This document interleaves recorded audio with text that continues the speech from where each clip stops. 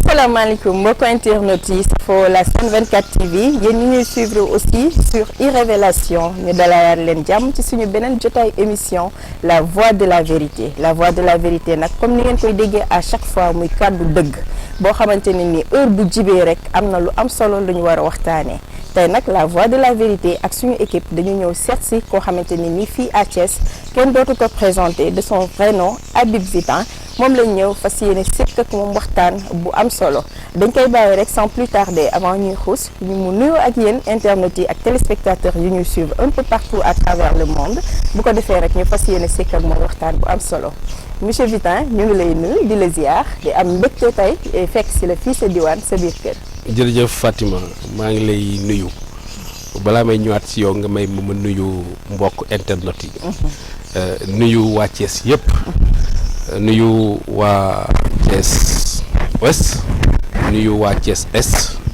nuyu waa Thiès Nord dem ba Notto Diobass nuyu waa Kisane mon village de cœur nuyu tam fi nga ñëw nii muy Som Wango daagu dem ba kër daagu nuyu leen ma am mbégte bu rëy bu mag wax dëgg yàlla sëkk ak yow tey jotaay bi waxtaan bi yow tam nga doon si média fii Thiès jigéen bu ñu ràññee et c'est toujours avec beaucoup d'honneur may toog ak ñu mel ni yow di def liggéey bu rafet ci média dama jàpp ne place su jigéen mooy fi nga toog nii di dox koom-koom di dox information mais également di dox li yitteel askan bi moo tax ma bëgg la ci encourager bu baax yàlla def tam ngay liggéey ku xam ne ku Thiès sopp ku Thiès bëgg ku Thiès gis engagement ak professionnalisme bu mu ko waxee ñëpp xam nañ ko may bëgg a wax NJ laay waxal muy NJ bu Thiès muy NJ bu Sénégal di ñaan yàlla rek seen collaboration bi yal na si yàlla def jàmm yàlla def si xewat bu bëri li ngeen di dox di ko wax pour Thiès yal na si Thiès gis njëriñam. amiin amiin merci beaucoup donc mu ngi noonu monsieur Habib Vitan la mu nuyoo ak yéen ñi nga xam ne yéen internautes yi donc ñu fas yéene tamit gën koo yaatal ndax nag boo gisee weej nen a ngi nii te tey nag nee naa la dañoo am un invité de taille boo xamante ni nii yaakaar naa li ñu war a waxtaanee yépp fii ci Thiès wala ñeel tamit Sénégal sujet bu ci nekk dinañ ko cof ba ngeen mën a xam kiy wax ak yéen kan la loolu tax nag tey sama première question day nekk tey monsieur Habib Vitan fan la juddoo fan la yaroo fan la jàngee ak tey lan moo ko boole réellement ak Thiès. dëgg la Fatima posé ma question bu ma neex et puis question bu xam ne xanaa damay ànd ak tuuti mën a def synthèse rek mais également avec beaucoup d'humilité sincèrement parce que man dafay diis si man may wax sama bopp mais ne ma Thiès waaye jéggulu rek yaa ma sas loolu di wax ne Habib Vitan doomu Thiès la maa ngi juddoo fii Notto Diobass Kisane juddoo Kisane ce village de cœur mon village de cœur juddoo Kisane am sama papa nekkoon instituteur donc naturellement ku xam ne dafa ak affectation yi dafa doon bouger yu bëri moo tax entrée en sixième ak certificat de fin d'études élémentaire maa ngi ko amee Popenguine école Popenguine 1 may xale yàlla def également toujours si sama déplacement papa mu fekk ma Dakar ma am sama BFM lycée Lamine Gueye Van Vollenhoven ma dellusiwaat fii xam ne wax dëgg yàlla fii laa defee sama jeunesse mooy fu ma la recevoir nii am sama bac collège Saint-Gabriel donc jógee fii ak sa bac D dem université 98 ma am maîtrise en droit privé option judiciaire ñaari at am lu ñuy wax diplôme d'études approfondies DEA en droit privé nekk ko xam ne tam jàng daf ma teel a soxal donc ma nekk juriste de formation def benn master 2 en fiscalité donc nekk fiscaliste def benn master 2 en ressources humaines donc gestion ressources humaines et puis yàlla def également dama génn université rek de 99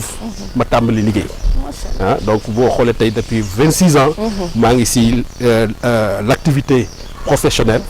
et 2014 ma nekk notaire titulaire de charge sama première charge nekk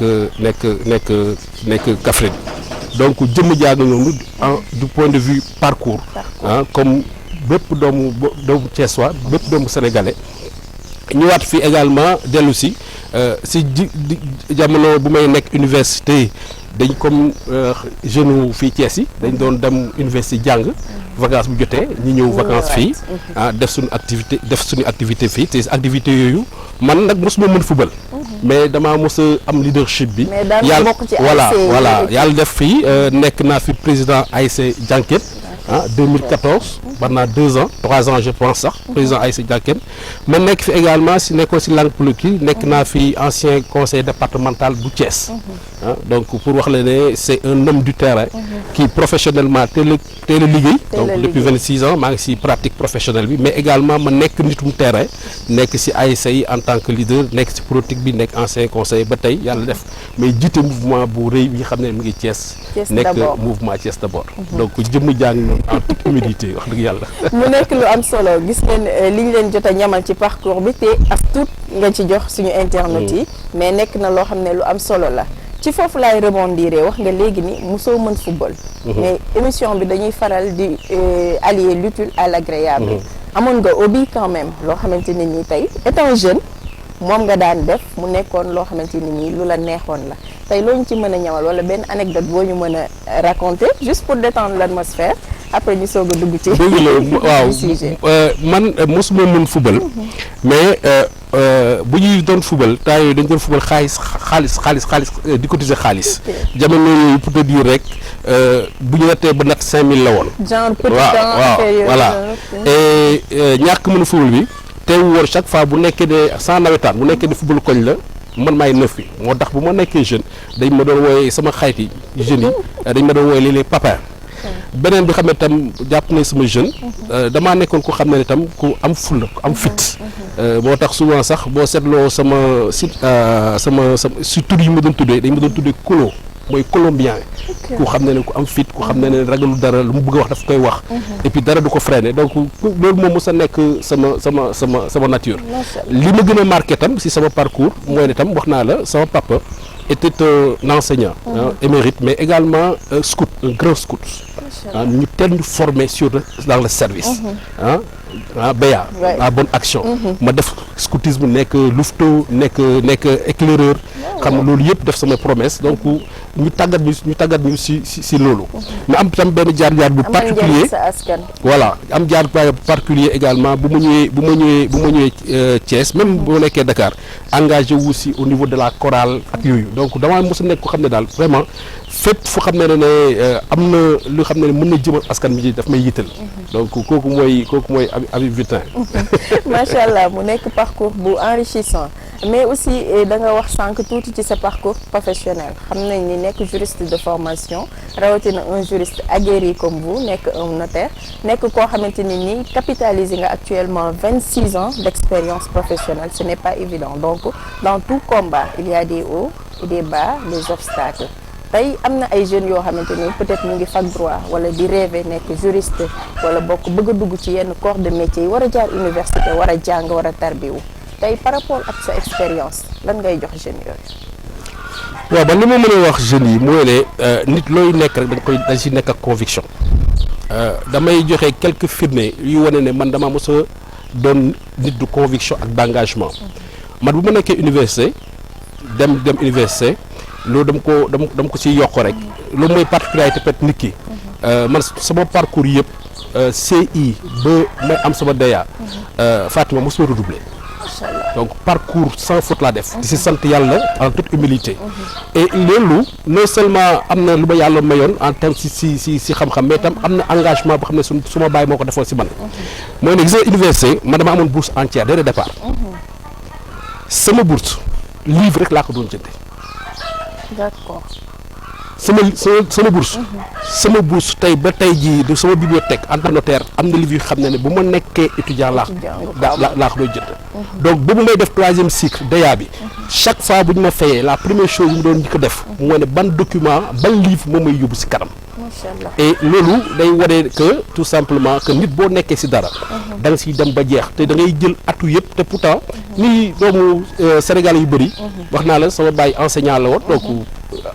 du xaalis moo ko yor mais ay conviction ak ngëm-ngëm la mos a dem si ñun. am ay objectif voilà objectif voilà man heure jàng bu doon jot Fatima jàng lañu doon xamee moo tax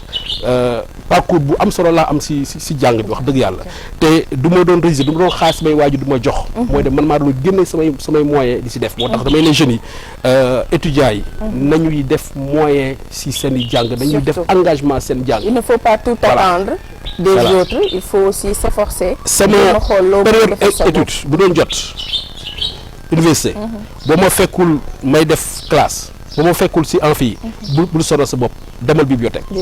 boo demee bibliothèque noo def nga fekk fa ab invité donc loolu tam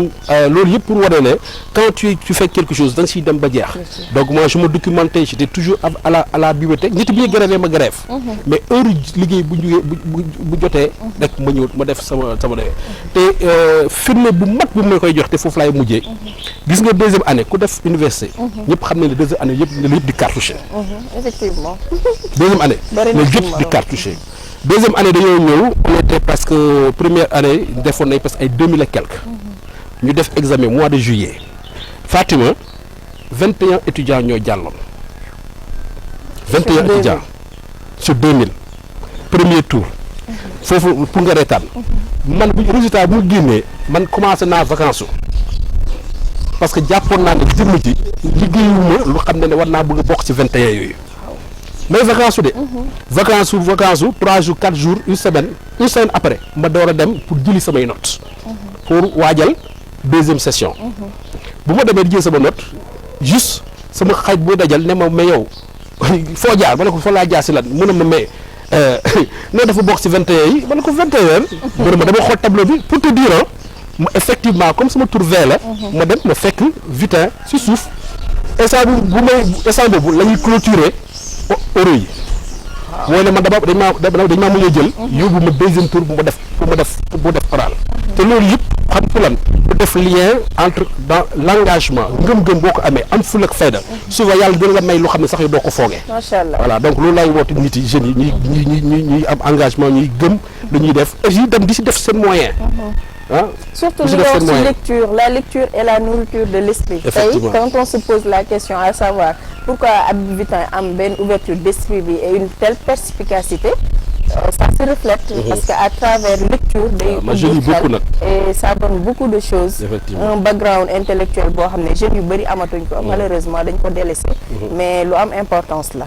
gis ngeen ñoo ko déggandoo mu nekk lu am solo dañuy rebondir daal di ñëw itam ba léegi ci sa parcours mais cette fois-ci ci politique parce que tey bu ñu nee mouvement Thiès d'abord ci politique lañ ko xamee mais avant politique am na engagement social boo xamante ne nii mu ngi woon ci yow tey dañu bëgg a xam réellement lan mooy pousser Habib Vitin bu mu dugg ci wàllum social parce que politique sociale ngay def aussi à travers action yi ngay teg yëpp loolu la ñuy gis ci terrain bi tey lan moo la motiver ba nga dugg ci loolu. damay jox Thiessois yi quelques firnde rek tu ma ko développé Fatma nee naa leen sama papa instituteur la woon jamono yooyu ku xamoon institut jamono yooyu mooy ku bëggoon engagé wu bëggoon xale. non seulement pour ses enfants et pour tous les enfants du quartier. donc sunu kër sama papa daf doon xool si village yi xale yi mënoon jàng dafa leen doon récupérer di indi sunu kër ñu dañu teel a nàmpal si ubbeeku ak service sama papa dafa doon xool si xale yi day dem si village xool gis xale bu xam ne ndeysaan am na xel mën na jàng waajur yi amul mu jël ko indi ko sunu kër loolu benn ñaar mooy ne kër gi nga nekk nii fii muy kër gu yaatu kër gu mag fii som waango sama maam mère Sagar yan na ko yàlla yërëm te xare ko àjjana ku xam mbilim culture mbilim feccu mbilim woyu mbilim mère Sagar moo tax fàtte na ëtt bi nga toog nii dañu doon xëy le matin vacances 9 heures bu ñu ndekkee léeg-léeg sax nit yi fii la doon ndekkee kër gi fii dafa amoon place su dem yekkaay am place su bëlët am place su scrabble am place pour football donc fii dafa mos a nekk fu xam ne askan dafi daje te loolu heure lekk bu jotee kenn du jóg li fi nekk lañ doon séddoog nit yi sunu maam sama maam si loolu la mat loolu lañu fi bàyyi la comme héritage ñett ku xam Habib Vitin sama yaay bàjjenu gox la man damay joxe ay firnde rek pour nit ki xam ñu xam jëmm ji sama yaay bàjjenu gox boo demee kër Daago tey nga laajte mère Adja Rokhaya jigéen yuy ëmb am problème difficulté régional dañ koy woo dañ ko doon woo dañ koy woo ba tey bu leen di jàpp parce que am na yàlla li mu ko baaxee ñu xool ba xam ne am na taxawaay si gox bi ñu def ko bàjjenu gox muy ñett ñeenteel bi mooy wax naa la ko ñun dañoo yar si scoutisme le service la bonne action très bien ñeent yooyu ku ko boole munoo mel neneen lu dul tey engagement bu ma am loolu wolof naa xale jàngaaniwul nday jaay royukaay mais ku ci nekk ci sa environnement kese li nga am environnement moo ko def si yow voilà tey l'engagement bu ma am si loolu laa ko jëlee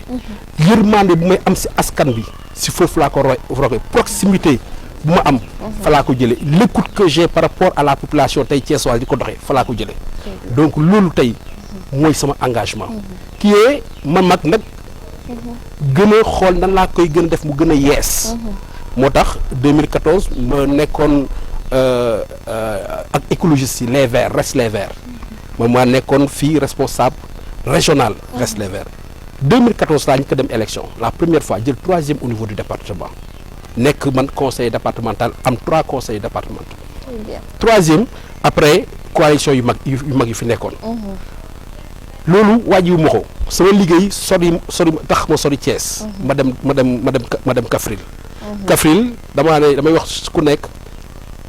première fonction première politique nit mooy sa liggéey ma demee Kaffrine j'étais le premier notaire de la région muy région bu yaatu ma jàpp ne bu ma bëggee def politique loolu foofu laa war a jiitu ma surseoir de l'activité politique foofu pour def beneen politique bi xam ne pour Sénégal la mais teewul li xam ne taxaw naa politiquement Popenguine fu mu jotee ñu gis samay kaar Touba fu mu jotee ñu gis samay kaar Tivaouane fu mu jotee ñu gis samay kaar teewul askan bi ku si am soxlaam jaaree ko fu mu ko war a jaare parce que amoon naa fi ñu fi représenté may def moom muy ordonnance ak muy leneen lu fi xew ñu cëral ma fi lu fi mënta xew ñu cëral ma fi donc loolu mu doon lu xam ne pour man kii la continuité rek la continuité la bu ma dellu see yàlla suturaal ma dellu siwaat Dakar ma ñëw ma jàpp ne amaat naa beneen chance de servir Thiès amaat naa beneen chance ma bokk ñuy joxaat Thiès seen dignité wax naa la ko am naa parcours bi jox ma ay outils yu may tey moo may différencier ak samay candidat yu bëri nee naa la man damaa génn université commencé liggéey 26 ans maa ngi liggéey nee naa ne je suis juriste de formation fiscaliste la ressources humaines mooy tàggat nit nekk ak nit xam naa ko yàlla def également samay métier may def Fatma ma tukki lu bëri j'ai beaucoup voyagé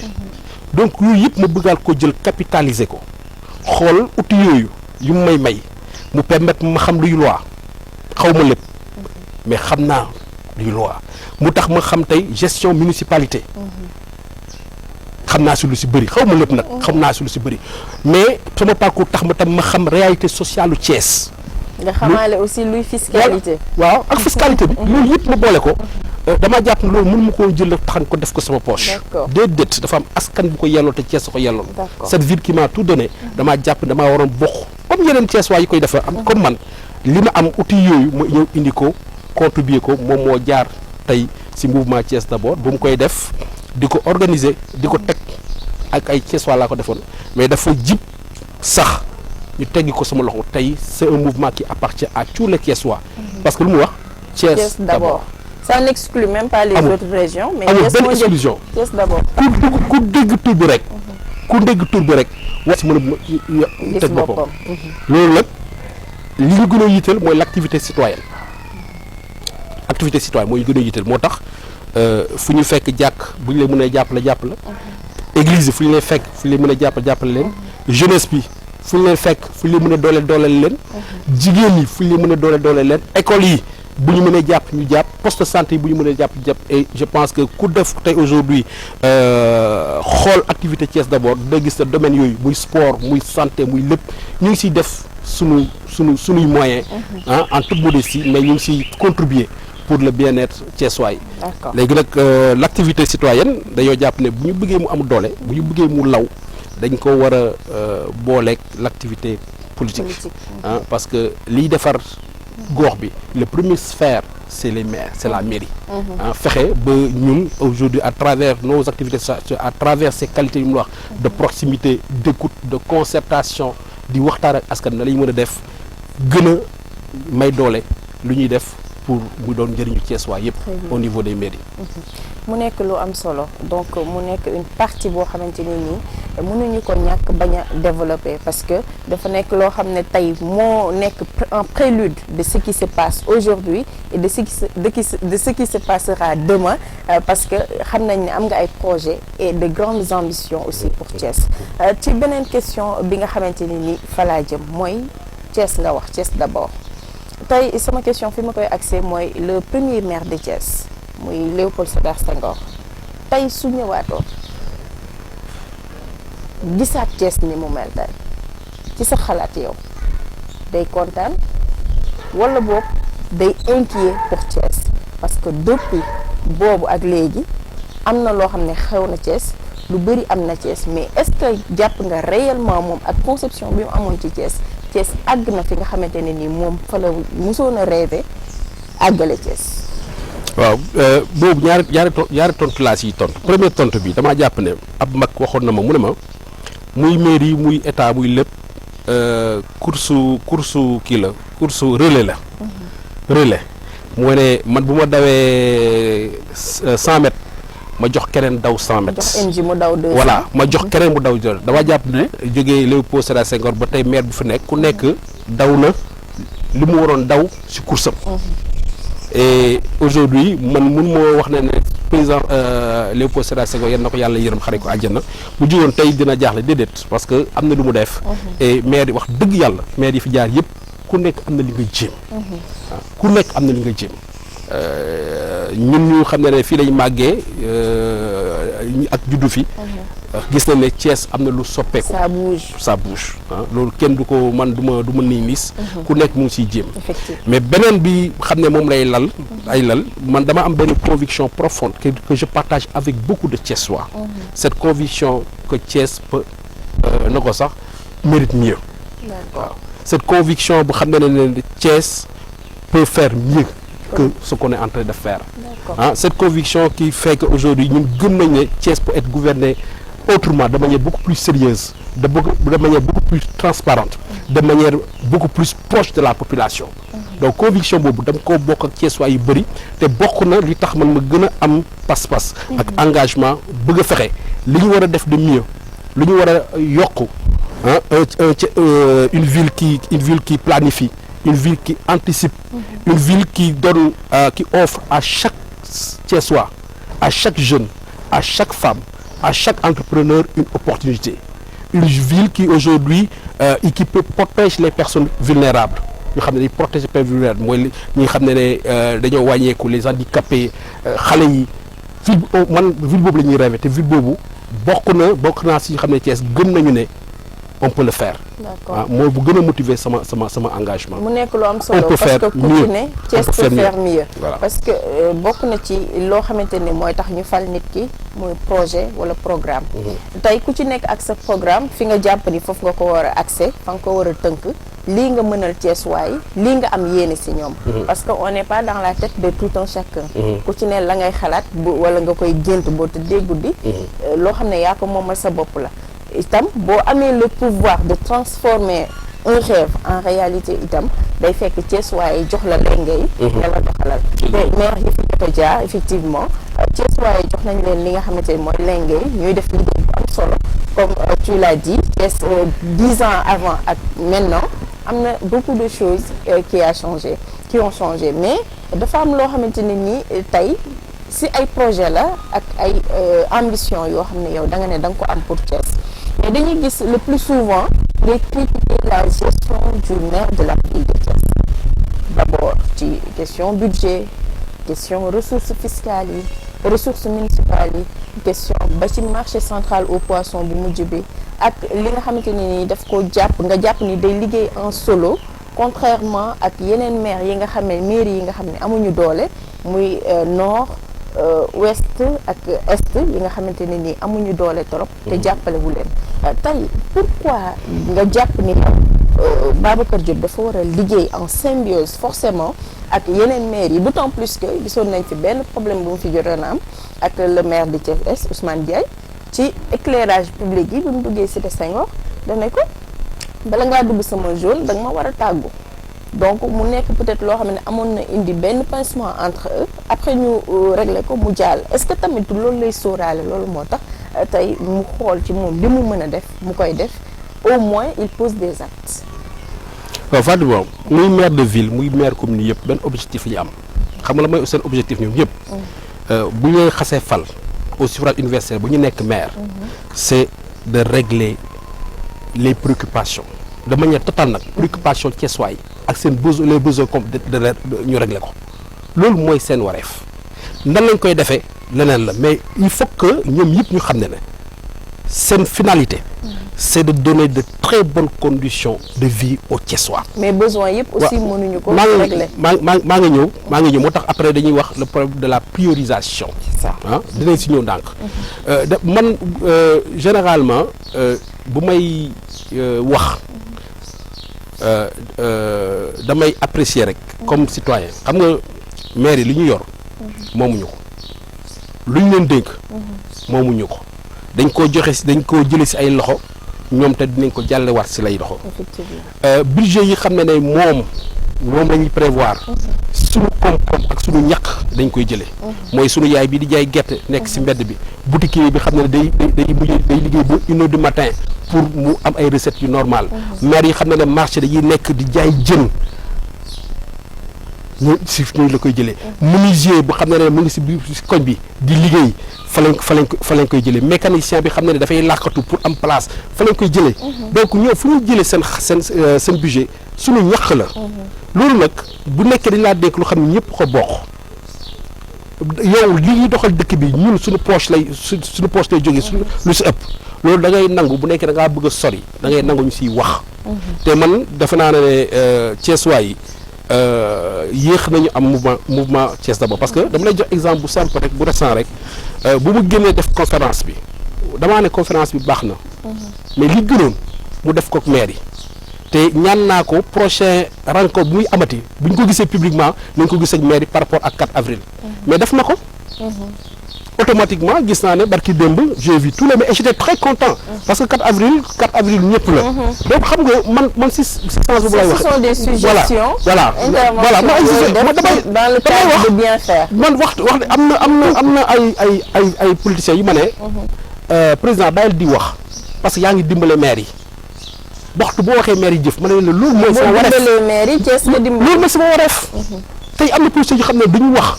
parce que dañoo bëgg maire bi yàqu fakkastalu lii yem yàqu man je ne fais pas de la politique comme ça ma sama politique dafa war a jural dara askan moo tax chaque fois boo waree wax rek naa wax te mu defaru te mu ngi am man damaa jàpp ne li may critiquer souvent la gestion du maire pas le maire la gestion du maire damaa ne mairie ville dafa am particularité l'âme de la ville xam nga lan la c'est l'intercommunalité c'est la mutualisation te particularité Thiès xam nga lan la moo ne ville moo ñu ko existé ville jur ay doom pour ma jël firnde ku yor doom Fatma da nga koy toppatoo effectivement ville moo ñu ko am ville bi jur ñetti doom muy Thiès nord muy Thiès ouest ak Thiès est mais ku yor doom da nga koy toppatoo boo ko toppatoo doom bi am problème pour mu jox la misaal rek ma jàpp ne l'intercommunalité l'esprit de la ville mooy de fexe ba ñu mutualiser les moyens ba mairie yi muy nord muy est lu ñu mënul def maire de ville jàppale ñu def ko d'accord je le dis chaque fois moo ne man je rêve aujourd'hui d'une ville où la gestion la gouvernance municipale est dans une logique de complémentarité et non de rivalité maire de ville mënul nekk rivalier les maires yi xam nga effectivement par rapport au budget par rapport aussi aux conditions de vie au quartier populaire aussi am rivalité xam nga non warul am xam nga tax parce que lépp Thiès la Fatima yow tey bu def émission bi yaa ngi jógee nord sentiroo ne traversé nga ñaari commune suñu yaay bu ñu xëyee man jógee fii dañuy dem marché central sentir la ñu ngi traversé donc population bu dundul cloisonnement administratif bi effectivement donc maire yi waruñu ko dundaloo waruñu ko dundaloo man damaa gëm ne aujourd'hui man maire de ville à part budget bi xam ne dafa war a jëm ci fonctionnement bi tout le budget d'investissement dafa war a lalu ci ay projet yu mu bokk ak yeneen maires yi mooy ne maire de Nord tey maa ngi préparer sama budget d'investissement lan fan nga jàpp ne war naa la fi mën a dooleel pour l'intérêt des Thiessois maire ouest yow yaa ngi préparer sa budget ba sama budget d'investissement am na lu ma si yéene pour defar la ko maire nord damay jox exemple tey gis nga tey bu ma nekkoon maire de ville Barthimé dama ko koy jàppale mu defar ko maire nord bi xam ne est maire na ko sax est bu xam ne stadam bi tëx na ko Fatima si j'étais maire de la ville dama koy jàppale mu egg boo demee nord pareil ces projets yoo xam ne mënu ko eggali ma jàpp mu eggali ko c'est ça la position d'un maire te loolu pour nga def ko xam nga tax lan la yaa ngi may wax ay obstacles wax nga ma éclairage mais fàtt nañu maire de ville fii def ñu tabax na fi doo daan c'était la maire ouest ñoo toj ko def nañ fi foire fii ñu tas ko xam nga loolu lu mu indi moo ne damaa jàpp ne maire ville dafa war a nekk yaay dafa war a ubbeeku kon la faute incombe à la mairie ville pas aux autres maires parce que ñoom aussi boo nee intercommunalité il faut que ñeneen ñi aussi nangu nekk ay doom nekk ñu jur leen parce que xale boo xam ne nga am doom aussi mu lay diir mbagg di la won ne mën naa demal sama bopp aussi kooku neexuta canaliser donc il faudra que ñoom aussi comme étant donné que mairie ville moom moo leen ëpp budget tey mu mën leen jàppale il faudra que ñoom aussi ñu nangu moom it mu ñëw jàppale leen parce que li ma wax ci éclairage public yi peut-être annonce moo amul woon à l'avance wala peut-être dañ ko yëgul mais annonce bi jàlloon na les Thiessois étaient au courant que tey troisième phase bi day dugg ba Cité Senghor mais après il y a eu un problème entre les deux maires parce que fii sama zone la fii du sa zone et cetera donc ay querelle interne yoo xam ne mi ngi am seen biir est-ce que loolu taxul laa la wax Babacar Diop itam jël budget di ci def li nga xamante ne mooy vision am yamale ko foofu mais non moom du vision mooy intéressé xam nga la mooy intéressé c'est les préoccupations des Thiessois ndax moom mu ngi dimbale Thiessois yi quelle que soit la commune ndax mu ngi intervenir dans l'éducation parce qu'il est le maire de tous les Thiessois aussi ndax mu ngi intervenir dans l'éducation ndax mu ngi intervenir dans la santé ndax mu ngi intervenir dans la sécurité ndax mu ngi intervenir dans l'éclairage public ndax mu ngi appuyer jigéen ñi ndax mu ngi jox ay opportunités les jeunes ak entrepreneurs yi si loolu la ñuy xaar mais par rapport à son programme peut-être yi ngay wax ni yëpp nekkul loo xamante ne ni nekkoon na position phare par rapport à son programme comme li ngay wax question de priorité la tey lekk ak naan mën na nekk priorité ci man yow alors que foo tëdd moom moo nekk priorité ci yow donc loolu aussi mën nañ ko nangu non dama lay leeral il faut ma leeral Thiès waaye xam nga le plan de développement local boo koy def booy ñëw ku mel ni man am naa programme def naa programme ba pare mais bu ma ñëwee pour élaborer sama plan de développement local damay woo askan bi lu ñuy wax débat d'orientation budgétaire yi moom mooy ñu permettre ñuy def souvent les plans triennal d'investissement xam nga lu muy tekki mooy damay ne Thiessois yi lan ngeen bëgg lan ngeen soxla bu ma dégloo Thiessois yi parce que man dañu fi teg pour faj soxla Thiessois yi effectivement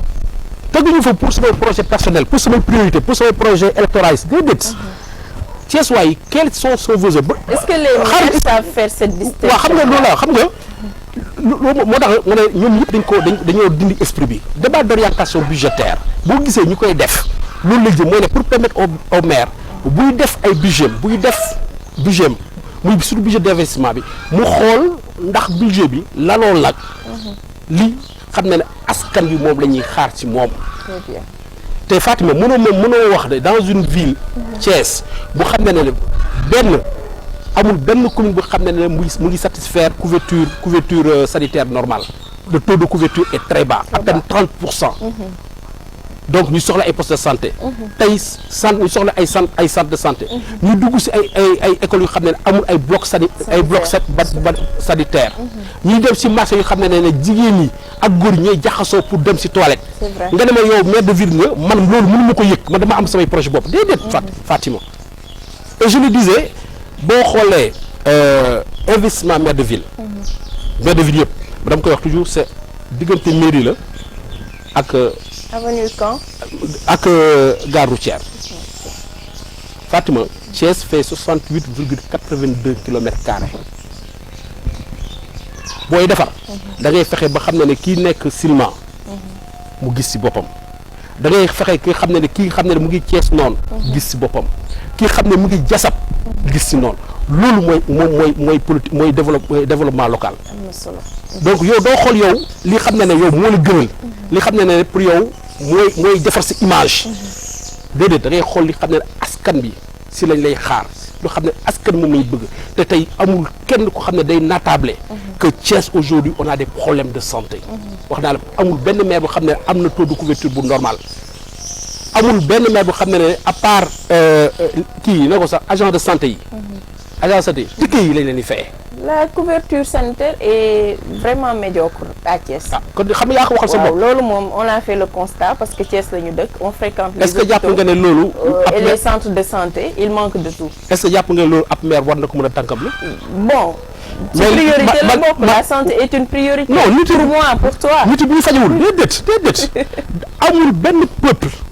amul benn état amul benn commune bu xam ne mën na développer bi sans la santé de sa population. looy def leen da nga koy tal luy def leen da nga koy tal donc la santé elle est primordiale. beneen bi mooy njàng bi wax naa la tey Fatima boo duggee si école yi xale yi amuñ ay bloc d'hygiène. effectivement. conditions yi xale yi jàngi dafa doy waar. il y a des enfants qui se retiennent toute la journée. pour éviter donc d'entrer dans certains blocs sanitaires effectivement. feebar la leen di am na directeur de kër yoo xam ne dañuy mujjee di fay ay nit ñuy dem di rooti si biti pour indi ndox si biir école yi. wala xale yi di cotiser seen biir pour mën a fay benn. Fatou dama lay bàyyi nga eggali Thiès waay. ce sont les parents de l'équipe. donc ce sont des problèmes qu'on touche du doigt. effectivement qui existent réellement. est-ce que loolu dañ ko war a tànkamlu. par rapport est-ce que am nañ assez de budget pour mën a couvrir tous les besoins aussi c'est une question que l'on se pose maintenant au-delà de ça itamit. yaa ngi waxu question budget sànq ba léegi 8 milliards de budget yow nee nga nanguwoo loolu itam donc Babacar Diop bu amee 8 milliards de budget loolu ñun daf ñuy gën a arranger on se dit que beaucoup de problèmes seront résolus mais yow nanguwoo ni am na 8 milliards de budget non déjà budget bi il faut que ñu xam bu dama avant méthode bu ñu nee 8 milliards de budget du 8 milliards yu fi nekk de ça veut dire que le maire dit que il a un potentiel économique. fii biir Thiès qui lui permet de soulever génne xaalis à hauteur de 8 milliards loolu lay tekki que Thiès am na potentiel économique lui permettre moom budget mu egg 8 milliards. waaw mais monsieur le maire li mu fi def. waaw dama ñu bëri ñi mu renégocier waat seen contrat yenn ñi mu yëkkati leen yeneen ñi mu def fa leneen jàpp na ni itam bu collecté loolu lépp mu soxla war na mën a am benn 8 milliards wala nanguwoo loolu. waaw loolu laa lay wax xam nga luy def budget. à part état la muy joxe. c'est le potentiel économique de la ville une ville qui a des infrastructures une ville qui a des industries bu nekkee yooyu am na Thiès waxuma gis dafa industrie une ville où la zone industrielle est développée dama zone industrielle dañ koo daggate ay terrain la amul benn usine bu nekk zone industrielle moo tax ma ne la quand on te dit que le maire a 8 milliards day ne man j'ai un potentiel économique qui me donne 8 milliards lu amul déjà amuñu potentiel boobu deuxième chose mooy ne xam nga daaw 2024 dafa ne Thiès waaye moi budget 5 milliards laa am ñëpp dégg ko mu ngi fi mais budget bi xam ne dañ ko approuvé 3 milliards 400 la nga jóge 3 milliards 400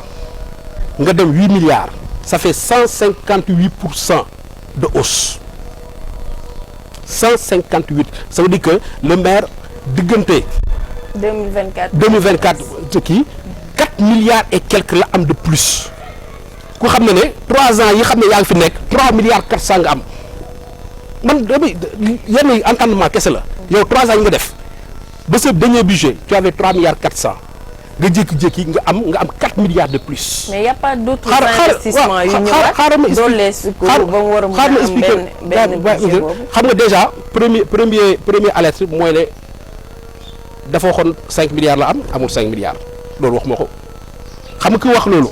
bu waxatee peut-être 5 milliards prévision la woon tout comme 8 milliards yi rek. prévision la mais prévision dafa war a réaliste. un budget dafa am ay principe budget du da ngay tëgg nelaw nii rek yow nga def budget da ngay xool sa potentiel économique sa potentiel économique mooy tax nga ne man de bu ma ak infrastructure fi am ak koom-koom bu am ma jàpp naa ne mën naa am temps mais diggante 2025 ak 2024 Thiès amul infrastructure bu xam ne war na mën a jur 4 milliards. kon yow bu ñu déggee ci sa wax Thiès dépense plus qu'il ne gagne. non yow tu me parles de budget loolu beneen kii la je parle de budget ma bëgg a wax ne les quelques cas yu xam ne budget mën na am mooy ne day am dotation bu spéciale mooy ne état mooy def dotation bu spéciale defal ko mais loolu xam nga fu muy feeñ day feeñ ci budget national Sénégal budget national Sénégal amul fenn fu ñu gis 4 milliards yoo xam ne jóge na état du Sénégal dem commune bi. D'accord. Et li gën a am solo Fatima c'est bien beau ngay def kii mais ba Fatima est-ce que gisoo ne war nga mën a wax Thiessois yi déjà 3 milliards 400 yi di la nattaloon noo ko dépensé ba pare wala. waaw. wax Thiessois yi 3 milliards 400 yi fi nga ko dépensé aussi fay mi ngi feeñ. déedéet non. il y a une partie de l'argent. je xaw ma ñaata lañ dépensé mais am na une partie de l'argent boo xamante ne nii am na fu ñu ko dugal. gis nañ Thiès pavage Thiès ville lumière. waaw foofu non loolu ay slogan la. loolu ay slogan la mais Thiès mi ngi tàkk. waaw on dépense beaucoup d'électricité. voilà des feux de signalisation on dépense beaucoup d'électricité. waaw mais Thiès mi ngi tàkk. voilà dama lay expliquer ma expliquer Thiès waay xam nga maire boo bëggee xam ndax dafa liggéey du ay slogan moo koy def. du ay perception moo koy def. da nga ko war a natt de manière objective. xam nga premier natt objectif mooy lan mooy lu ma wax mooy ne boo ñëwee nga def débat d'orientation budgétaire boo bëggee xam ndax liggéey nga da ngay dem seeti Thiessois yi liñ la waxoon ne moom lañ bëgg ndax def nga ko c'est très dommage amoon naa PV d'orientation budgétaire bu 2024 mu ngi sama oto dama prévoir indi ko liyal ko Thiessois yi waxale lii Thiessois yi bëggoon nañ ko damay jox exemple leen rek par exemple les personnes handicapées yàgg nañuy jooy ndeysaan ñu jigéen yi dafa bu ñuy accoucher c'est très compliqué demande nañu table d'accouchement spéciale maire de ville depuis 2024 amuñu ko. je les avais déjà reçus en Voilà. émission amoon nañu benn salle spécialisée à l'hôpital régional seulement après dañ ko def dépôt def fa seeni bagages. mais mu ngi ci débat d'orientation budgétaire bu 2024 ñëw fu ñuy tam di nekk muy nord muy fi est bu tawee kenn mënu fa egg mu ngi ci débat d'orientation budgétaire bi du ma ci continuer parce que yoruma ko mais c'était pour te dire que boo bëggee xam ndax maire liggéey na la première référence mooy ne li ñuy waxoon débat d'orientation budgétaire bi mooy ne Thiessois li ñuy waxoon ne bëgg nañ ko ndax def nga ko D'accord. te njàng bi génnoon na ci le problème des écoles le problème des postes de santé ñaanoon nañu benn centre construction centre de santé ndax def nañ ko mais loolu les autres Loolu benn. maires si atel ñoo Waaw. ngi fexe de leur côté li nga xam ne mooy école yi cadre de vie les postes de santé aussi yeneen maires yi ñu Non. ciy góorgóorlu bu baax. ñu si góorgóorlu mais dama lay expliquer ni ñu nattee liggéey maire xam nga c'est trop facile de taal nga lamp dama ne premier liggéey bi mooy ne référence bi ngay jël mooy ne ndax débat d'orientation budgétaire bi Thiessois li ñu bëggoon ndax def naa ko deuxième chose mooy ne bu ñu defee débat budgétaire bu pare dafa am lu ñuy wax le plan triennal d'investissement Investissement. mooy ne man ñetti at yi yëpp Thiès li lay réaliser gis nga 2024 la ñu programmé woon année 2024 la ñu programmé woon réaménagement ak aménagement jardin place de France 2024 pour 345 millions Fatima ba léegi mu ngi en cours mu ngi en chantier. mu ngi en chantier si 2024 bi lañ prévoir woon def réaménagement également ak aménagement place de France mu ngi en cours. mais contre waaw xaaral rek déedéet bu dama lay expliquer dama bëgg xam fu Thiessois yi xam nan la ñuy évoluer liggéey maire loolu moo nekk ba léegi moo nekk en chantier 2024 lañ prévoir woon feu tricolore yi. feu tricolore yi ba léegi 2025 la commencé. ça veut dire que en fait maire bi li muy réalisé 2024 lañ ko programmé woon 2025 2026 ça fait 3 ans tu es sur le même programme. D'accord. si noonu la ñu nattee maire. mais ndax yow ça veut dire que aujourd'hui li mu prévoir 2025 defu si dara 2025 amoon na bibliothèque municipale kenn gisu ko fenn. waaw mais aussi est-ce que du problème de timing et puis problème de budget aussi parce que nga dugal xaalis fenn ne war naa am xaalis bi ak jot naa ci xaalis bi aussi du benn. problème de planification la. mais plan triennal lañ yor aussi. waaw mais non chaque 3 ans lii lañ war a réaliser. chaque année dafa am li ngay def chaque année dafa am li ngay def et je pense que pour man ñàkk def planification bokk na si. Fatima gis nga boo amul xaalis bu doy. nga nekk borom kër. amoo reer bu doy buy xëy dina xale yi tey yaa sa ginaar génne añee. d'accord da ngay xool li nga mën a def mooy ne moi je préfère aujourd'hui nga def 1 an. nga defal ma feu tricolore yëpp pare ñu xam ne chantier bi jeex na. nga def 1 an. place de France bi xam ne tëj nga ko depuis combien d'années mu ngi foofu Micaland bi. ça fait 3 ans parewul. donc finalement boo seetloo ñun yëpp quel que soit maire bu ko def boo demee tàmbali na chantier boo xam ne eggul te loolu xam na mu indi mooy du gaspillage des ressources mutu la woo nga def chantier boo xam ne da nga ko abandonné briques yi toj. ciment bi yàqu béton bi tas. ça crée encore beaucoup plus de dommages. accord bu nga dugaloon entrepreneur bi amul jot même dafa jël yeneen chantier même boo dellu si amul sa jot. donc tu vois loolu la xam lan lay laaj. une bonne planification. d'accord ci planification boobu laay taxaw ñëw tey ci programme bi nga xamante ne nii maître Habib Bitan am na ko pour les Thiessois dinañ ñëw tuuti léegi nii ci say projet mais dañu gis nga am benn programme boo xam ne décliné nga ko Thiessois yëpp je pense que gis nañ ko mais nga ñëwaatal ñu ci tënk programme boobu lan nga yéenee réellement Thiessois. jërëjëf Fatima il faut déjà ñu taxaw si loolu Fatima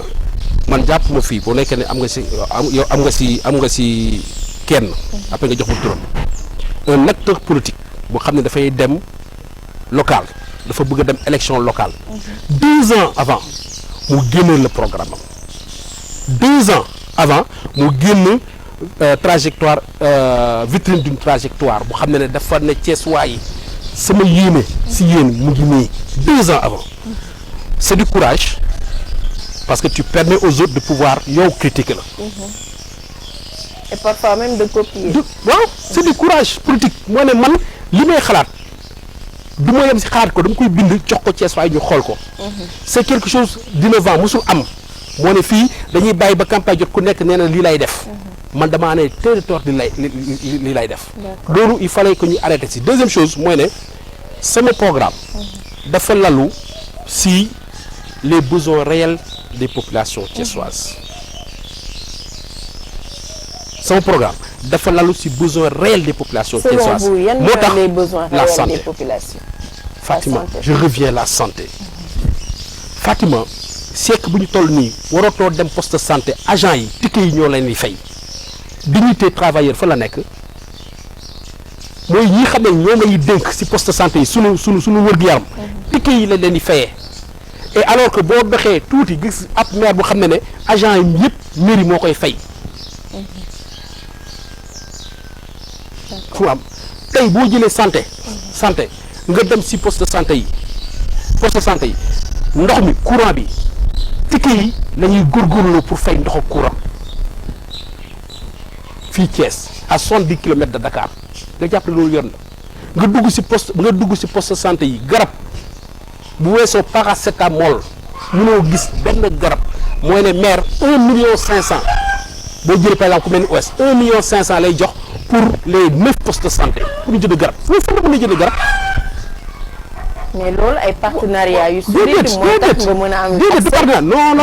loolu du partenariat loolu c'est les services sociaux de base. xam nga partenariat c'est pour les investissements infrastructures là mais les services sociaux de base maire yi ñoo ñu ko war a defal mooy ne man damaa gën aujourd'hui que population thiessoise muy jigéen muy góor li ma lay war a gën a defal mooy fexe ba wër gu yaram ñu am ko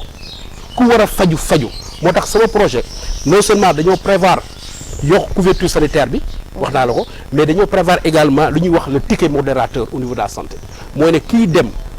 tey da ngay gis nit mu ngi këram tëdd Fatima 1000 francs moo ko teree dem hôpital poste de santé 1000 francs ñun le ticket modérateur commune bu ñu gagné il y aura un ticket modérateur mooy ne bu nekkee 1000 francs de 500 bi mairie bi moo koy fay ñun mairie bu ñu gagné agents municipaux yi ñun ñoo leen mairie moo koy fay totalement du ñu bàyyi te benn agent municipal di ko ñàkkal fayda di muy xaar ticket pour fayee ko parce que père ak mère de famille la ñu ñun poste bu ñu gagné commune bu ñu gagné courant ak ndox maire yi moo koy fay mu mët sëkk garab yi doy ñëpp waaye loolu mooy suñu premier projet suñu première priorité c'est la santé. Une population saine on ne se développe pas une population ne peut pas se développer sans la santé. Deuxième chose nit yi bu ñu fajoo l'avenir c'est l'éducation c'est nos enfants ñun commune bu ñu gagné déglu lu mu la wax daal Thiès waaye dañu ma déglu mooy ne fourniture école publique kenn du jëndati fourniture école publique parce que maire yi mën nañu ko def. fourniture don de fourniture pour chaque élève. on fournit à tous les élèves parce que maire yi mën nañu ko def ñu ngi jël xaalis di ko yàq feneen di ko yàq si carburant di ko yàq si ay fête nañ ko def ci jàngale bi ma ne commune parce que am na commune yu koy def fi duma commune yu koy def xam ne maire yi ñooy jël en charge école publique fourniture xale yëpp Thiès d'abord commune bu mu gagné amatul benn xale école publique bu xam ne dina fay fourniture. D'accord. Fatima boo duggee école yi wax naa la xale yu jigéen ñi ak xale yu góor yi ñooy bokk toilette léeg-léeg ndox du fa am fan yi gis ngeen article bu mu bind bu xam ne problème courant directeur d'école yi dañoo dem ba sonn maire yi duñu fay courant maire yi duñu fay ndox école boo dugg fii Thiès dañ ko couper ndox wala dañ ko couper courant je trouve que c'est un problème de santé publique. D'accord. Santé publique moo pare troisième la sécurité nit yi dañuy faju suñu doom yi nañu jàngi Fatima bu ñu génnee bu nekkee bu ñu génne amuñu sécurité kenn du génn koom-koom du am un pays développé une commune développée c'est une commune où il y a de la sécurité gis nga le nombre d'agressions bu am Thiès kii rey nañ ko Jakarta bi agressé nañ ko en pagaille donc nan lay def man en tant que maire yokk sécurité bi même bu nekkee da koy wax la sécurité et l'affaire c'est une compétence de l'État mais elle est partagée ñun ñëpp ñoo si war a dugg suñu loxo. D'accord. Aujourd'hui il y a des technologies qui permettent dans les grandes artères yu mag yi mu am ay caméras comme Dakar ñëpp xam ne ku fi jaayati léegi ñu ngi lay filmer loolu lu ñu mën a def la. D'accord. loolu lu ñu mën a def mooy ne boo demee quartier yi délégué de quartier yi ak comité de quartier ñu fexe di dooleel xale yi di def vigilance au niveau des quartiers am na ay agence de sécurité s'associer avec les agences de sécurité dem seeti les forces et de défense et de sécurité xool nan la ñuy collaborer ba yokk sécurité bi. Est-ce que programme bii nga ñu dégtal. yaa ngi programme trop beau pour être vrai parce que li nga wax nii. c'est trop beau. xam nga mais est-ce que du rêve au lieu de réalité. non. Parce que réalité du pouvoir aussi dafa am gis nañ ni à chaque fois bu ñu falee maire même ba ci président de la République 2 premières années yi tâtonnement lay nekk avant ngay xam exactement fan ngay commencer lan nga war a def. Fatima pour wax la man li ma lay wax dafa am demal maire Ngoundiane agent yi xam ne maire bi yëpp moo leen di fay man damay wax lu xam ne ça existe lu wax lu ma créé moo tax damay xool lu li di def lu baax waa xaaral rek nombre de population mais mën na am non ça veut dire que mën na am man li mën a am laaj waaw kon bu wax rêve nga mën ko waaw xaaral ma wax la bul wax rêve xam nga li ñu rêve mooy lu kenn mënul def maire Ngoundiane boo demee maire Ngoundiane boo fa demee agent poste de santé yëpp laa la wax commune moo leen di fay donc qu'on me dise pas que c'est possible boo demee mairie par exemple aujourd'hui Fatima est-ce que xam nga ne fii amuñu corbillard amul benn mairie bu ab corbillard Thiès nga nekk de. bi nekkoon ville dafa paan dafa paan kenn du paan kenn du ko defar yow jàpp nga ne tey mairie yi amul lu ñuy mën a jënd corbillard amul benn mairie bu am ambulance mais boo demee si commune yi am na ça c'est irréaliste boo demee yaa ngay wax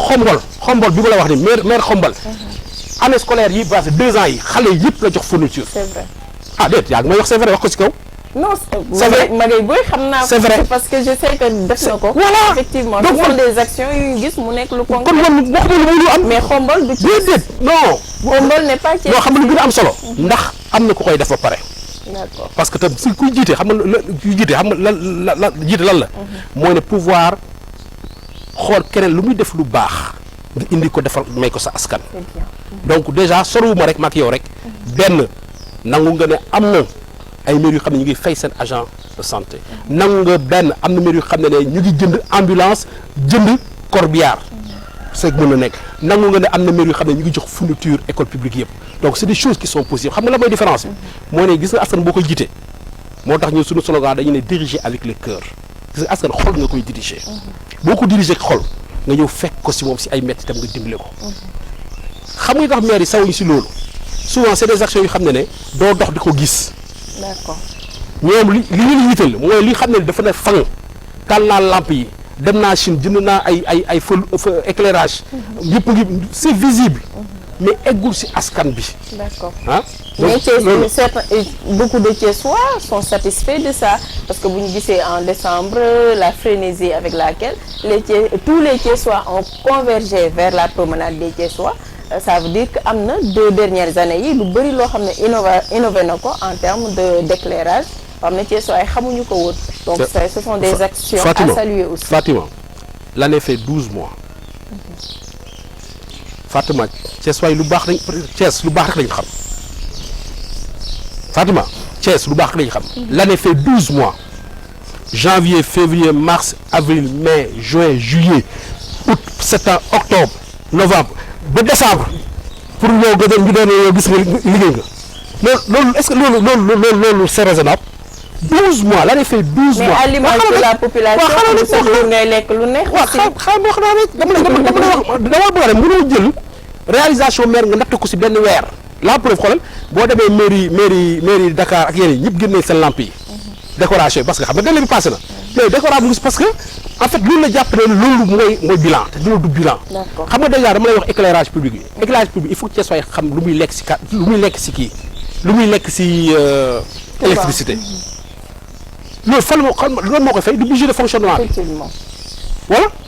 mais loolu xajoon na si école bu ñu mën a defar. d'accord xajoon na si école bu ñu mën a dale. xajoon na si jàkk bu ñu war a mën a defar. man foofu laay wax waxuma la ne li muy def baaxul. mais damaa bëgg a dëkk da ngay def par priorité te priorité bu njëkk xam nga ville. Fatima ville bu nekkul week-end ak décembre bu ngay wax. 21 heures doo gis kenn ville. c'est vrai. bu nekkul décembre ak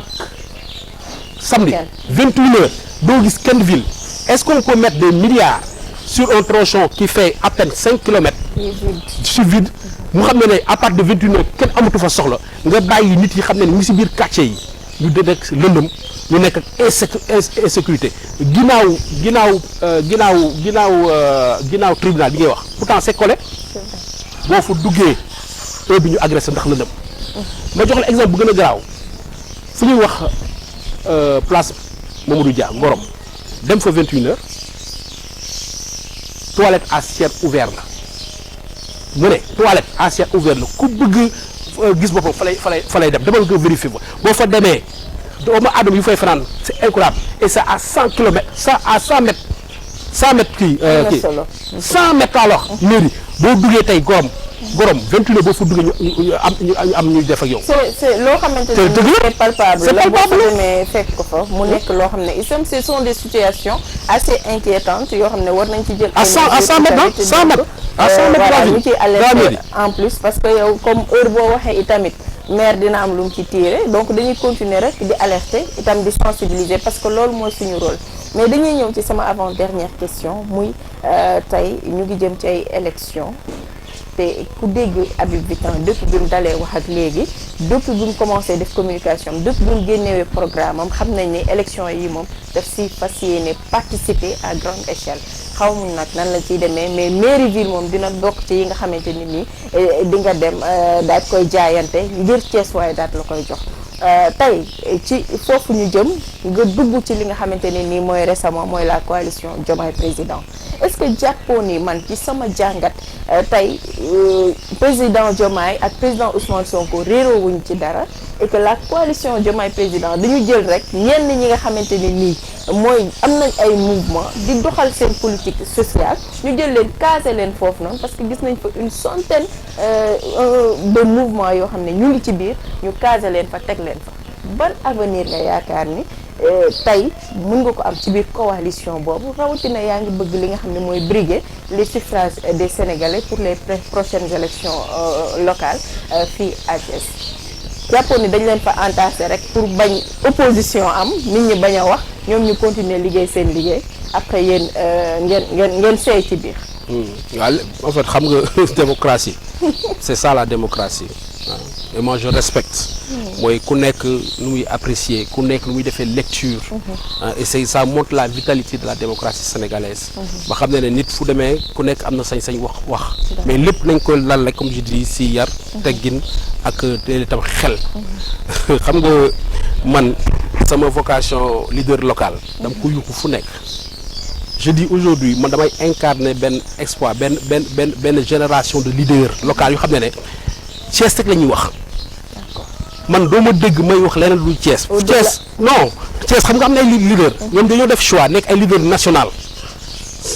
dañoo def choix boobu. muy sama grand frère Thierno Alassane muy ñeneen ak ñi dañoo def choix et c'est normal. nekk ay leader national man maa def choix l'unique choix. amul dara lu may yitteel que la dignité de Thiès. D'accord. et ça c'est une conviction très forte. mooy ne man leneen lu nekku Thiès yitteelu ma donc bañ naa ko. Fatima boo bëggoon man envergure nationale wax naa la sama jaar-jaar ak outil yu ma am kon du ma tuddee sama mouvement Thiès d'abord parce que dès l'instant que maa ngi def Thiès d'abord rek dëgg na ubbeeku naa mais fi lañ ma gën a kii mënoon naa ne Sénégal d'abord mënoon naa tur bu xam ne Sénégal yi bi si gis non man tur bu xam ne dama ko taal muy Thiès d'abord bu woon ne man Thiès que ma ñor et ça c'est extrêmement important il faut que ma Thiès ay xam ko moom lay doxe moom lay waxe moom lay jéem moom lay défendre tey umpul benn Thiessois que mouvement Thiès d'abord tey dem élection locale c'est du courage. maintenant politique dynamique la taxawul tey yaa ngi wax 100 et quelques ma jox la information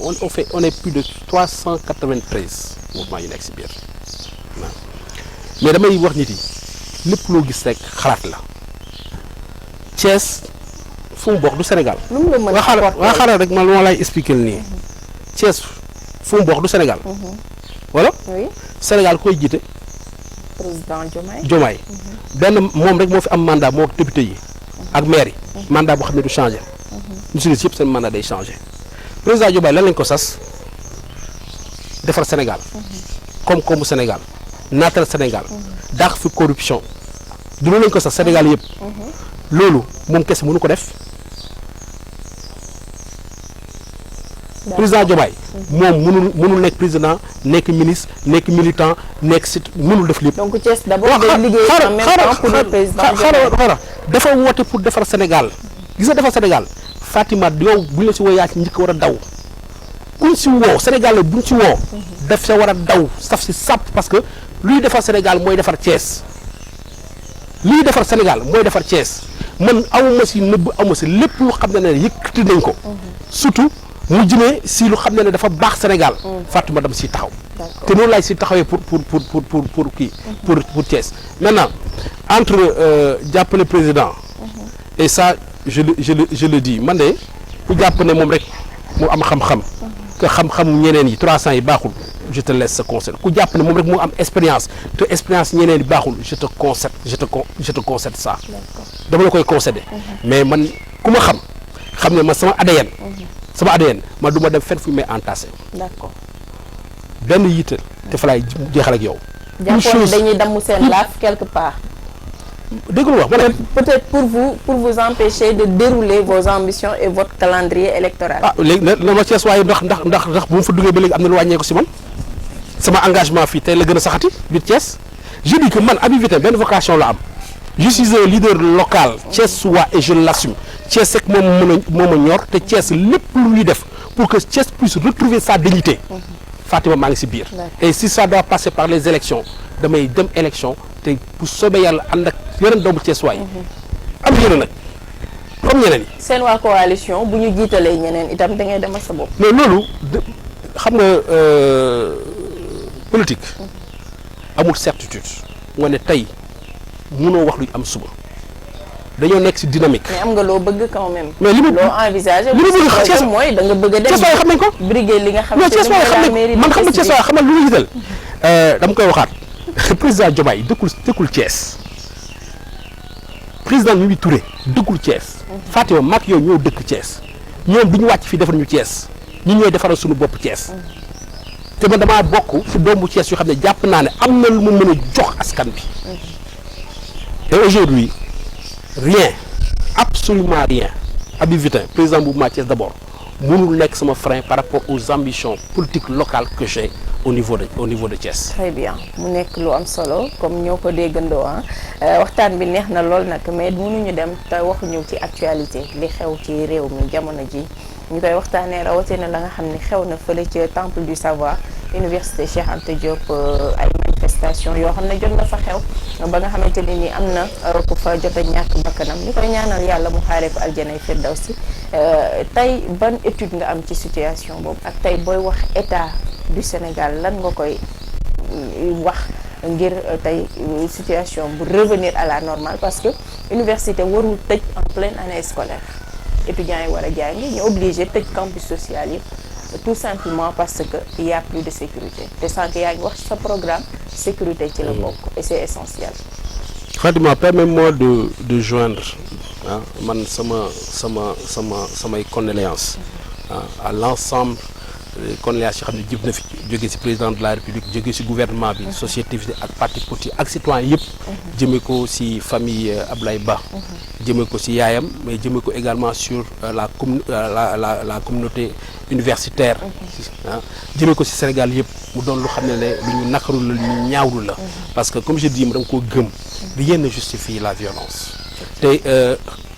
université dafa war a dagg ay ndaw di jóg di laaj dara ay bakkan di ci faatu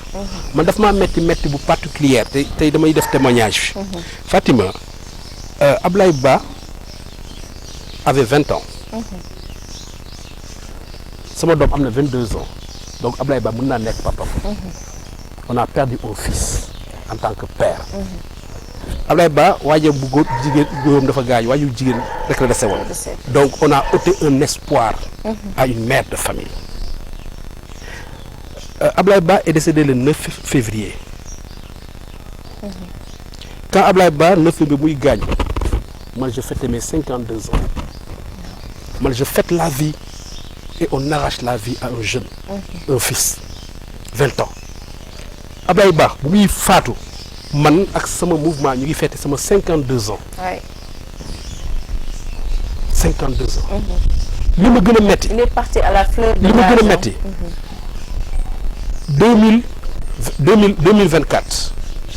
2024 Alpha Yoro Tunkara université bu Saint-Louis il est décédé le 9 février 2024 bu may fêter sama 50 ans ñu otewaat la vie à un jeune man nit dañ koy dund mais man dama ko dund ak benn dimension particulière là où moi je fête moi la vie on ôte la vie à des enfants moo tax souvent man mu siy wax je le dis avec beaucoup d'amertume beaucoup d'émotion parce que xale yooyu nee naa la 20 ans sama doom 22 ans la am kooku sama doom la baayam di fêter 52 ans ñi koy faat dafa war a dagg dafa war a dagg et c'est quelque chose dafa war a dagg waroon a mën a éviter dafa war a dagg rien ne justifie la violence mooy ne aujourd'hui quelle que soit explication bu état du Sénégal joxe dégg nañ seen wax dañ leen joxoon information que am na lu xale yi am na li leen joxoon mooy eggu defuñu xale yi foofu bokkul ci franchise universitaire mais force de l'ordre warul dugg ci pavillon pavillon là mooy néeg xale yi force de l'ordre Fatima dañu seetaan Fatima ku nekk ci néegam amatul doole c'est ça ku nekk ci néegam mu dul xeex mënuñu fekk nekk ci néegam di ko faat Fatima loolu man tudduma ko sax franchise universitaire mooy le fait ñu dugg ci pavillon yi fekk xale yi ci biir néeg dans l'intimité Fatima même kuy xeex bu dawee bu dugg ci néegam kooku amatul doole dañ koy bàyyi loolu dafa ñaaw moo tax je doon plus jamais ça dañu lii dafa war a dagg et aujourd'hui man position bi ci état de jël di ko justifier lu ma ñaawlu la et bokk naa suñu xam ne damaa ne il faudrait pour cette fois-ci ñoom ñoo ko woote dégg nañu lu ñu takkal woon régime bu fi jógee si yu mel nii nañ ko mëtale mooy nañ enquête te man bokk naa si ñu xam ne pour man le ministre de l'intérieur dafa war a démissionner ah non bakkan dafa fort on peut pas priver une mère de famille doomam 20 ans muy dem noonu parce que tout simplement dañuy yónni ay forces spéciales yu dugg waxuma ne foofu waxu je suis pas oui c'est un signal fort il faut que ñu am culture de la démission c'est un signal fort lii metti na ma loolu moo dàqoon justificatif mu def di wax di conférence de presse dina non xale rek ce n'est pas de leur faute d'après li ñu jot a wax force de défense et sécurité du ñu dugg sax bu leen joxul ordre effectivement je suis te ordre bi fan la kawe du ministère de l'intérieur man foofu lay waxee lii dafa war a dagg lii xam ne nag aujourd'hui ñun ñëpp ñaan nañ ko defe naa ne commencé nañ ko mooy ñu libéré xale yëpp nañ libéré xale yi suñu doom lañ leen libéré te xam nga li tax mu gën a garaaw li tax ñoom ñu mën a defee noonu kenn ci ñoom seen doom nekku fa mais Abdou Diouf tey man jour bi Fatma ministre de l'intérieur bu xamoon ne doomam fa lay jàngee gouvernement yi ministre bu ñu xamoon seen doom ñu ngi foofu je te jure duñu yónnee ñu def noonu parce que xam ne il risque également de perdre les enfants mënuñu jël seen doom yi yóbbu leen jël suñu doom di leen primer comme ça je le dénonce li xam ne fu muy jeexee gis nañ problème majeur bi yëpp xam nga fu muy ça tourne autour de quoi le respect du calendrier universitaire loolu mooy indi changement yi mooy indi problème bourse yi mooy indi problème mu ay dañoo war a rappel xale yi ban faute la ñuy def mu nekk def am changement universitaire lan moo ko gën a accentuer nekk woon Covid bi xale yi lu sa yoon si Covid bi ñoo indi Covid bi événement yi am 2021 2024 xale yi lu ñu si doon ñoom ñu si def loolu moo gën a yokk changement bi donc la responsabilité est étatique d'abord moo tax bu ma déggee ñu ne dañuy tas commission kii xale yi ni ko sax amicale yi mais ça n'a rien à voir mais nan nga mën a tase étudiants yi ñoom ñooy population bu gën a am solo ci université lu ñuy def yëpp c'est pour le bien des étudiants nan nga mën a yow defee réforme ñi xam ne ñoom réforme yi ñoom nga la ko war a c'est bien rek nga exclure leen te amicale yi li ñu xamul amicale yi c'est reconnu c'est de droit effectivement bu nekkee ne enseignants yi ak corps administratif corps technique yi mën nañu nekk ci instance décisionnelle yi mais à fortiori les étudiants moo tax damay lancer un appel rek comme ñëpp di ko defee nañu dal kii waajur bii métti waajur bii kii xam ne ku ñaax dëgg mooy yaayu Ablaye Ba nañu dal nangu waxtaan ak sunu doom yi gouvernement Abdou Diouf ba léegi gouvernement bi chaque jour gouvernement bi problème bourse voilà jot na nag mu jeex Sénégal te mu jeex mooy déjà ñu régler problème mu calendrier universitaire bi boo xoolee xale yi amoon bac daaw commencé guñu ba léegi xam nga pour lan parce que l'année universitaire 2024 2025 ba léegi jeexagul loolu c'est la faute à qui plus jamais ça dañuy ñaan yàlla wax dëgg yàlla lii de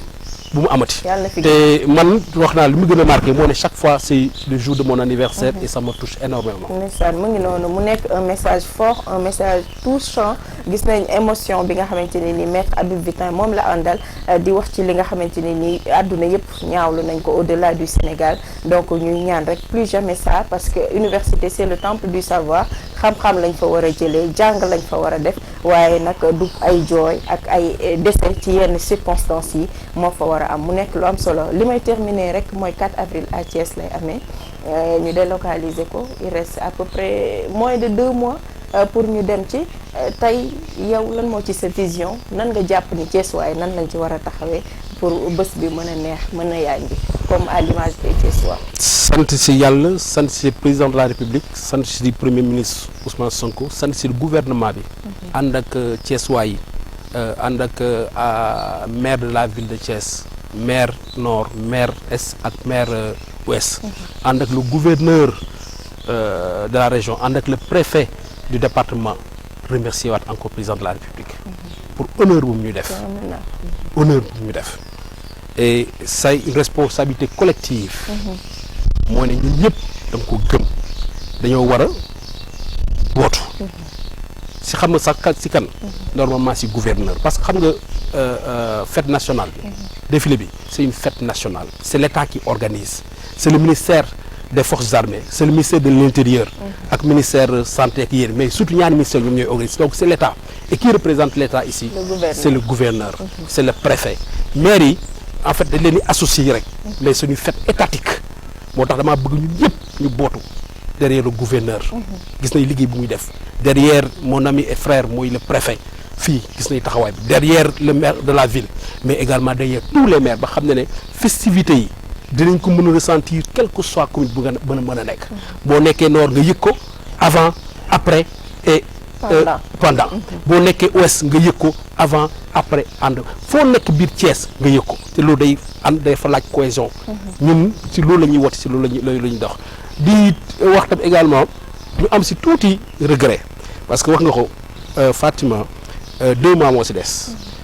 fête bi le fait ñu koy tourner l'objectif c'était quoi c'était que ñu am ay infrastructures yu xam ne kuy préparer dinañu ko mën a jox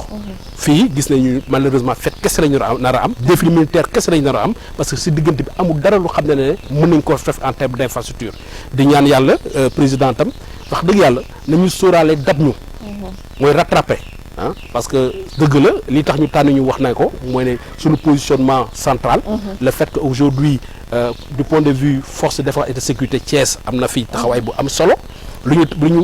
tax ñu tànn ñu mooy infrastructure yu xam ne depuis président Idrissa Seck lañ ko fi am mooy place de France l'avenue Caen place Gorom loolu mooy gën a tax ñu tànn ñu donc loolu itam nañu dimbale wax dëgg yàlla li jeex na mu bañ a nekk fête bi kese man bëgg naa wax dëgg yàlla xale yi yu ndaw yi comme ni ñu waxoon 444 gis kii fruit yi que bu ñu waxee ne défilé bi xam ne amoon na fi le 4 avril 2026 lii la jur voilà lii la jur Thiès man vraiment loolu maa ngi si lancer un appel très fort au président de la République Thiès aujourd'hui on a des enjeux wax nañ ko chemin de fer bi ñu yow bëgg mu reprendre amuñu infrastructure ville de Thiès nouvelle ville de Thiès ça fait plus de 20 mois ba léegi kenn xamatul fan la toll nu manufacture. ça doit être l'occasion pour la relance économique de la ville de Thiès. voilà mais bu nekkul mënuñ ko def diggante bi mais nañ ko def plaidoyer boobu. président xam na ko sax. mais nañ ko fàttaliwaat pour que vraiment que mu bañ a doon juste une fête militaire. une fête boo xam ne on va l'oublier une fête boo xam ne juste festivité yi la. mais ñu am si yaakaar que dina am ay retombées yi xam ne dina mën a dab askan bi mu doon njëriñu Thiès. moo ngi noonu yéen ñëpp yéen a ko déggaloo très chers internautes amis téléspectateurs yi ñuy doon suivre à travers la Sen 24 TV ak sur iRévélation ñoomoon mbégte ak bànneex lool sax doon dalal ki nga xam ne mooy maître Habib Vitan Ndiaye maître Habib Vitan waxoon naa leen ko nenewoon naa leen ne suñ jàkkaarloo ak moom lu bëri lu leen réeroon ci moom di ngeen ko xam waaye tamit di ngeen déglu un discours boo xamante ne nii bu am solo la boo xamante ne nii bien-être Thiès waaye kese moo ko tax a jóg dañ lay jaajëfal daal lay bàyyi nga tàggatoo ak internet yi ñuy seetaan. di la nuyu di la gërëmaat encore Fatima wax naa la du ma si delluwaat wax naa également toute l'amitié et la fraternité que j'ai à l'égard de NJ comme tous les autres Thiessois di waxaat rek Fatima man benn rek moom may tax a taw man te mooy sama nattu peut-être tax mooy nattu ñetteel mooy retrouver que Thiès retrouve sa dignité que Thiès retrouve sa dignité à travers santé bu doy à travers école yu baax à travers ay marché yu am koom-koom marché yu set à travers éclairage public xam ne foo mënta nekk waxuma la ville rek centre ville mais foo mënta nekk Thiès mu leer à travers une sécurité may xale yi les jeunes les femmes les entrepreneurs des opportunités couches vulnérables yi ñu jàppale leen une ville bi xam ne daf wax naa ko sànq au service des communes jumelles fexe ba xam ne infrastructure yi xam ne ñun ñëpp bëgg Thiès bëgg nañ ko te benn maire amu ko ñu boole suñu doole joxante ko ba xam ne à travers la ville qui sera en point ñu mën ko réaliser loolu mooy sama yéene Thiès loolu mooy lu muy wër Thiès te bu amul beneen yoon bu nekkul politique pour mu am ko Fatima dama koy def mais politique moo fi nekk moo tax je le fais avec beaucoup de sens républicain beaucoup de sens républicain boo déggee may wax ma ne la man transparence daf maa yitteel reddition des comptes daf maa surtout transparence dans la gestion municipale nit yi xam seen xaalis fu ñuy dem nit yi mën a comprendre la mooy enjeu budget d'investissement la mooy enjeu budget de fonctionnement nit yi mën a xam ne xaalis boo ko jëlee nga dugal ko foo ko warul dugg ñu mën laa wax ne fii du place am fii moo ñu gënal. donc loolu li may yitteel la li may dox la di ñaanal Thiès waay jàmm di ñaanal Sénégal jàmm. di ñaan également comme ñu wax sunu ndaw yi. muy jeunesse bi muy étudiants yi. xool comment l'État lay def ànd ak vraiment médiateurs yi ànd ak société civile bi ànd ak corps enseignant universitaire bi avec tous les parties prenantes ba ñu mën a sauver njàng bi ñu mën a sauver université bi parce que c'est l'avenir de la nation si ñoom la ñuy yaakaar suba le président député Sénégal ñu nga fa ay directeurs généraux ñu nga fa ay généraux de l'armée ñu nga fa ay médecins de grands médecins ñu ngi université bi yan na ko yàlla def ñu sauver ko pour xale yooyu mën a am li ñuy xaar ci ñoom ay yeneen maître Habib Boutin itam ñu ngi war ko génne et puis c'est un maillon essentiel de la société donc ñu koy jaajëfal bu baax a baax ci courtoisie bi ci dalal bi waaye tamit ci waxtaan bu neex bu am solo bi nga xamante ni nii tey permettre nañ ko pour ñu mën a gën a waxtaan ak yéen Thiès waaye ndax ñun lii rek mooy suñu rôle fépp loo xamante ni nii dina leen jariñ rek ñu dem jëlal leen ko daal leen koy tegal ngeen gën a xam profil bu ci nekk rek lan moo ko tax a jóg ak lan mooy yéeneem ci yéen ba nga xamante ni lépp lu Thiès mérité mu am ko que Thiès puisse retrouver sa dignité d'antan comme ni mu koy waxee tout le temps merci à vous chers internautes merci beaucoup à Rachid ci cadrage bi NJ moo nekkoon ci réalisation bi à la présentation votre journaliste préféré Fatima Sow jox leen rendez-vous prochainement ci beneen émission La Voix de la Vérité di kàddu dëgg